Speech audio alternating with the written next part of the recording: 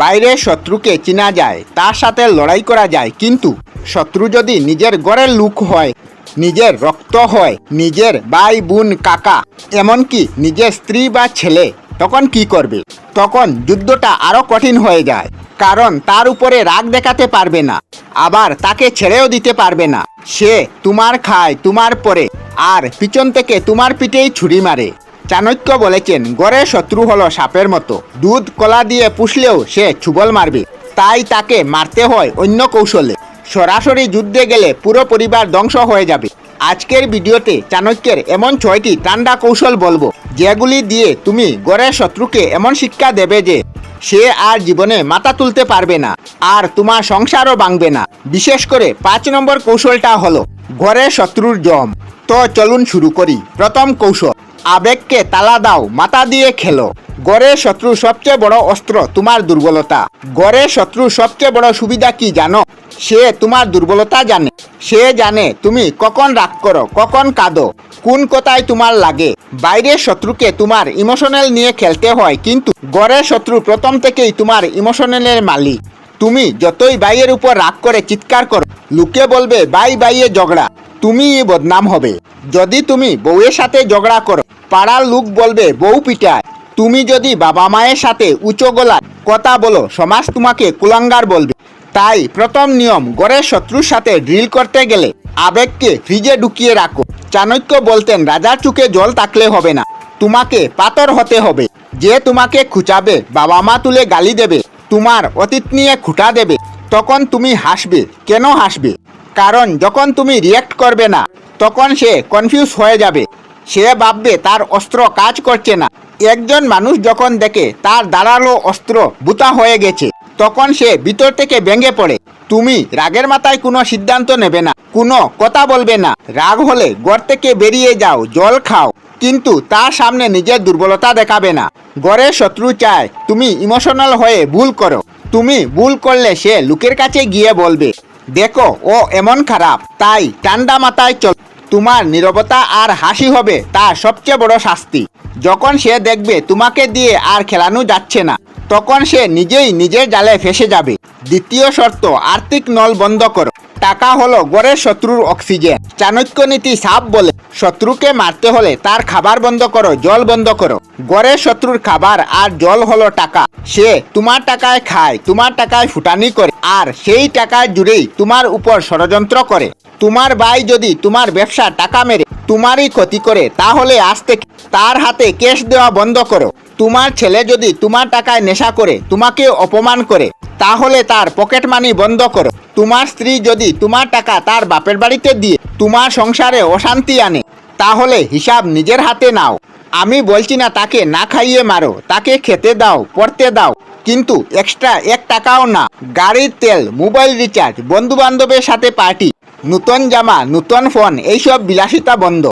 তাকে বুঝাও যে টাকা ঘরে ধরে না। যখন তার পকেটে টান পড়বে, তখন তার ক্ষমতা কমে যাবে। সে আর লোককে তোমার বিরুদ্ধে কাজে লাগাতে পারবে না, কারণ খালি পকেটে কেউ কথা শুনে না। যখন সে দেখবে তার আরাম কমে গেছে, তখন তার সুরও নরম হতে বাধ্য হবে। অনেকে ভাবে নিজের লোকের সাথে ওটা করা কি ঠিক? চাণক্য বলতেন যে নিজের মানুষ হয়ে শত্রুতা করে, সে শত্রুর চেয়েও ভয়ঙ্কর। তার সাথে মায়া দেখানো মানে নিজের পায়ে কুড়াল মারা। তাই মায়া ছাড়ো। টাকা হলো রিমোট কন্ট্রোল। যার হাতে টাকা, কন্ট্রোল তার হাতে। আজ থেকে ঘরের শত্রুর রিমোট তোমার হাতে নাও, দেখবে সে নিজে থেকেই লাইনে চলে আসবে। তৃতীয় কৌশল, তাকে গুরুত্বহীন করে দাও, তার অস্তিত্ব অস্বীকার করো। ঘরের শত্রুর একটি খাবার আছে, সেটা হলো অ্যাটেনশন। যখন তুমি তার সাথে ঝগড়া করো, তার নামে নালিশ করো, তাকে নিয়ে সারাদিন ভাবো, তখন তুমি তাকে গুরুত্ব দিচ্ছ। আর শত্রু এটাই চায় যে তুমি তাকে নিয়ে ব্যস্ত থাকো। চাণক্য বলতেন, শত্রুকে মারার সবচেয়ে ভালো উপায় হলো তাকে ইগনোর করো। এমনভাবে দেখবেন যেন ঘরে তার কোনো অস্তিত্বই নেই। সে সামনে দিয়ে হেঁটে গেলেও তাকাবে না, সে কথা বললে তুমি শুনবে না, বা বাড়িতে কোনো সিদ্ধান্ত নিলে তার মতামত নেবে না। তাকে ইনভাইট না করে অনুষ্ঠান করো। পরিবারের ছবি তুললে তাকে ডাকবে না। সবাই মিলে খেতে বসলে তার অপেক্ষা করবে না। সে যখন দেখবে বাড়িতে থেকেও সে একঘরে হয়ে গেছে, তার দম বন্ধ হয়ে আসবে। মানুষ মার খেয়ে নিতে পারে, গালি খেয়ে নিতে পারে, কিন্তু ইগনোর সহ্য করতে পারে না। বিশেষ করে ঘরের লোকের ইগনোর। কারণ সে ভাবে এই বাড়িটা আমার, এখানে আমার দাম আছে।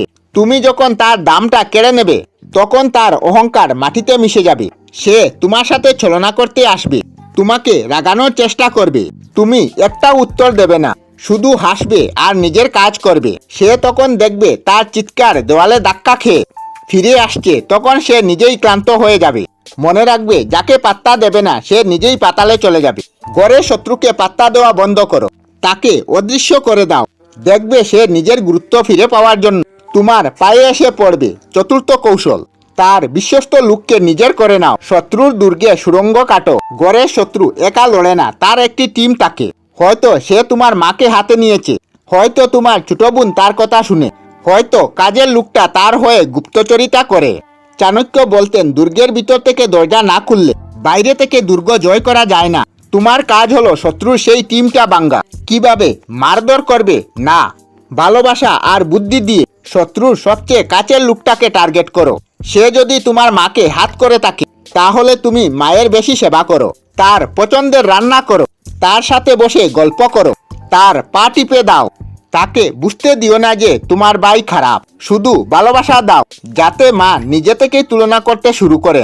এই ছেলেটা আমাকে এত ভালোবাসে, আর ওটা শুধু নিজের স্বার্থ দেখে। শত্রুর বন্ধুকে তোমার বন্ধু বানাও, একে ছোট ছোট উপহার দাও, আর বিপদে পাশে দাঁড়াও। তার কান বরানোর দরকার নেই, তুমি শুধু তার সাথে ভালো সম্পর্ক তৈরি করো। যখন শত্রু দেখবে তার নিজের লোকেরাই তোমার প্রশংসা করছে, তার পায়ের তলার মাটি সরে যাবে। সে যার উপরে ভরসা করে তোমার উপর প্ল্যান করে, সেই লোকই যদি তোমার হয়ে যায় তাহলে তার সব প্ল্যান নষ্ট হয়ে যাবে। এটা হলো সুড়ঙ্গ একটা। তুমি সরাসরি দেওয়ালে ধাক্কা দেবে না, তুমি নিচ দিয়ে সুড়ঙ্গ কেটে ভিতরে ঢুকে যাবে। যখন শত্রু বুঝবে তার ঘরেই তার শত্রু হয়ে গেছে, তখন সে যুদ্ধ করার আগেই হেরে যাবে। পঞ্চম কৌশল, দায়িত্বের বোঝা চাপাও। কাজ দিয়ে তার মুখ বন্ধ করো। ঘরের শত্রু সারাদিন কি করে? বসে বসে প্ল্যান করে কিভাবে তোমার ক্ষতি করা যায়, কারণ তার হাতে অফুরন্ত সময়। চাণক্য বলেন, খালি মাথা হলো শয়তানের কারখানা।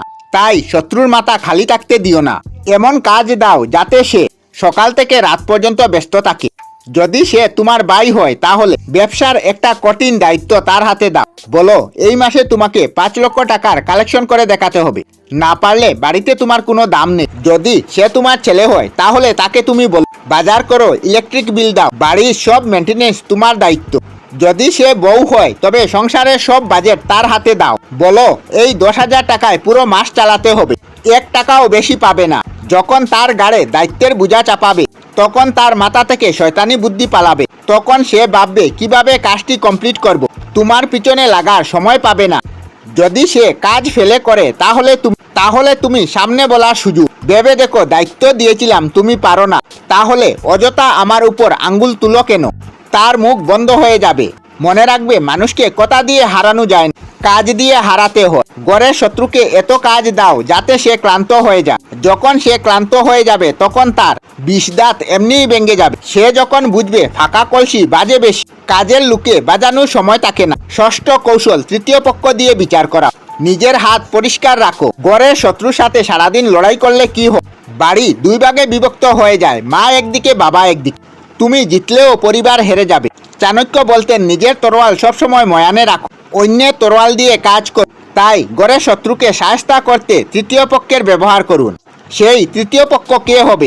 পরিবারের সবচেয়ে সম্মানিত ব্যক্তি। হয়তো তোমার বাবা, হয়তো তোমার জেঠু, হয়তো তোমার বড় কাকু, হয়তো বংশের গুরুজন, যাকে তোমার শত্রুও সম্মান করে। ভয় পায়। তুমি সরাসরি শত্রুর সাথে ঝগড়া করবে না, তোমার চুপ প্রমাণ জোগাড় করবে। সে কি অন্যায় করেছে, কিভাবে সংসারের ক্ষতি করেছে, সব লিস্ট করবে। তারপর সেই গুরুজনকে একা ডেকে সব বলবে। কাঁদবে না, চিন্তা করবে না, ঠান্ডা মাথায় ফ্যাক্ট বলবে। তারপর সেই গুরুজনকে দিয়ে শত্রুর বিচার করাবে। তখন বাড়ির মুরব্বী তাকে ডেকে অপমান করবেন, শাসন করবেন। তখন সে তোমার উপর রাগ করতে পারবে না। তুমি কিছুই করনি, এতে 2টি লাভ। 1, তোমার হাত পরিষ্কার থাকবে, কেউ বলতে পারবে না তুমি ঘরের লোকের কাছে ঝগড়া করছো। 2, শত্রু বুঝলো যে পুরো পরিবারটা তার বিরুদ্ধে, সে একা হয়ে গেল। মনে রাখবে, ঘরের শত্রুকে হারাতে গেলে ঘর বাংলে চলবে না, ঘরকে এক রেখেই শত্রুকে কানটাসা করতে হবে। তাই নিজে বিচারক সেজো না, বিচারক বাড়া করো। তুমি শুধু সাক্ষী দাও, শত্রু যখন সবার সামনে অপমানিত হবে তখন তার মেরুদণ্ড ভেঙে যাবে। তারপর থেকে সে তোমার ছায়া মারানোর সাহস করবে না। ঘরের শত্রু হলো ক্যান্সারের মতো, শুরুতেই কাটলে ভালো, বোঝা যায় দেরি করলে পুরো শরীর শেষ হয়ে যায়। চাণক্যের এই 6টি কৌশল মনে রেখো। আবেগের বশে নয়, টাকা বন্ধ করো, ইগনোর করো, তার ভুল ভাঙ্গো, কাজের বোঝা দাও, আর অন্যের হাত দিয়ে বিচার করা। কমেন্টে লিখো তোমার ঘরের বিভীষণকে, আর এই 6টার মধ্যে তুমি কোন অস্ত্রটা প্রথম ব্যবহার করবে। যদি ভিডিওটা তোমার চোখ খুলে তবে লাইক করো। তুমি সেই বন্ধুকে শেয়ার করো যে ঘরের শত্রু জ্বালায় শেষ হয়ে যাচ্ছে। চাণক্য নীতির এমন ঘরোয়া কৌশল রোজ পেতে বিধায়কনাথ বাপ্পা চ্যানেলটি সাবস্ক্রাইব করুন, বেল আইকন দাবিয়ে দাও। চাইলে আমাদের বিধায়কনাথ বাপ্পা ফেসবুক পেজ ও ইনস্টাগ্রাম ফলো করতে পারেন। আমি আপনাদের সাথে কথা বলছি বিধায়কনাথ। দেখা হচ্ছে পরবর্তী ভিডিওতে। ভালো থাকুন, সুস্থ থাকুন, ধন্যবাদ। আমরা আমাদের চ্যানেলে সব ধরনের ভিডিও আপলোড করি, যেমন ব্লগ, নিউজ, কুকিং ভিডিও, ধার্মিক আলোচনা ইত্যাদি। যদি আপনারা এই ধরনের ভিডিও দেখতে পছন্দ করেন তাহলে এই চ্যানেলটি নিশ্চয়ই সাবস্ক্রাইব করবেন। আমি আপনাদের সাথে বিধায়কনাথ আজকের মতো বিদায় নিলাম। আর ভিডিওটি ভালো লাগে লাইক, শেয়ার ও কমেন্ট করবেন। ভিডিওটি সম্পূর্ণ দেখার জন্য অশেষ ধন্যবাদ।